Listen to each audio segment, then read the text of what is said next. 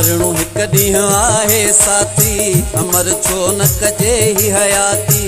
मरणो हिक ॾींहुं आहे साथी, अमर छो न कजे ही हयाती। अॼु त आज़ादीअ लाइ को ॿारण ॿारे वञो, पाण मरूं पर क़ौम पंजीअ खे जियारे वञो।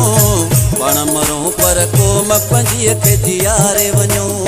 मरणो हिक ॾींहुं आहे साथी, अमर छो न कजे ही हयाती। मरणो हिक ॾींहुं आहे साथी, अमर छो न कजे ही हयाती। अॼु त आज़ादीअ लाइ को ॿारण ॿारे वञो, पाण मरूं पर क़ौम पंजीअ खे जियारे वञो। पाण मरूं पर क़ौम पंजीअ खे जियारे वञो।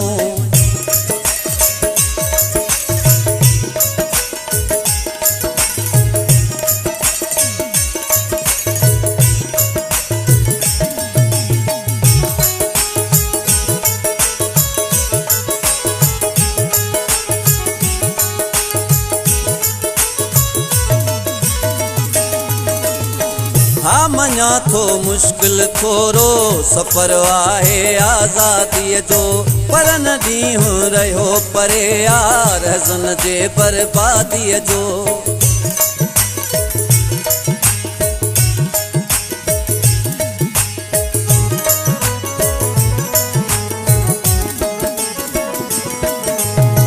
हा मञा थो मुश्किल थोरो सफ़र आहे आज़ादीअ जो, पर न ॾींहुं रहियो परे यार हज़न जे बर्बादीअ जो।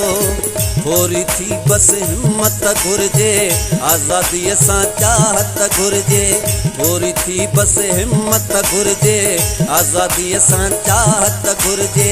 ॾींहं जा तारा दुश्मन खे ॾेखारे वञो, पाण मरूं पर क़ौम पंजीअ खे जियारे वञो। पाण मरूं पर क़ौम पंजीअ खे जियारे वञो।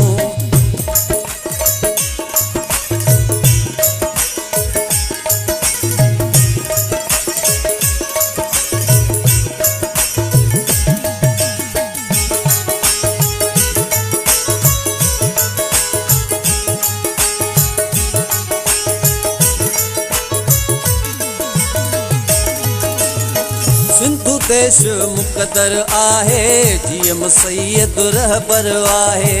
ग़ुलामीअ खां आज़ादीअ जो हूंदो मौत बहितर आहे।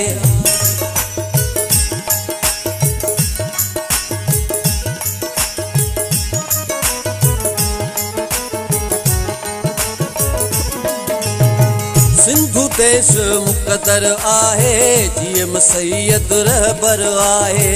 ग़ुलामीअ खां आज़ादीअ जो हूंदो मौत बहितर आहे।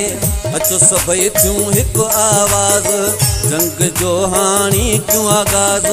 अचो सभई थियो हिकु आवाज़, जंग जो हाणी क्यों आगाज़। हर ज़हन में ॻाल्हि इहा बीहारे वञो, पाण मरूं पर क़ौम पंजीअ खे जियारे वञो। पाण मरूं पर क़ौम पंजीअ खे जियारे वञो।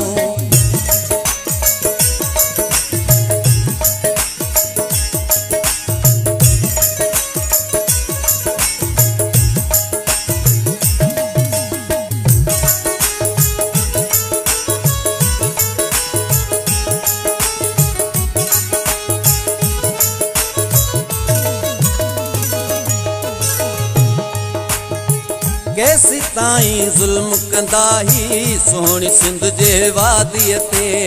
सिंधी सदाम हथियार खणो सभु गोलियूं वहायो न छातीअ ते।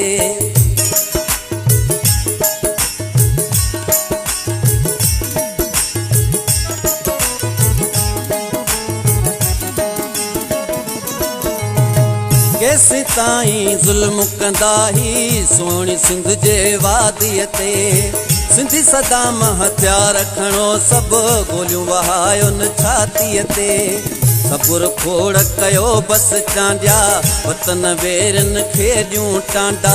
सबुर खोड़ कयो बस चांडिया, वतन वेरनि खे ॾियूं टांडा।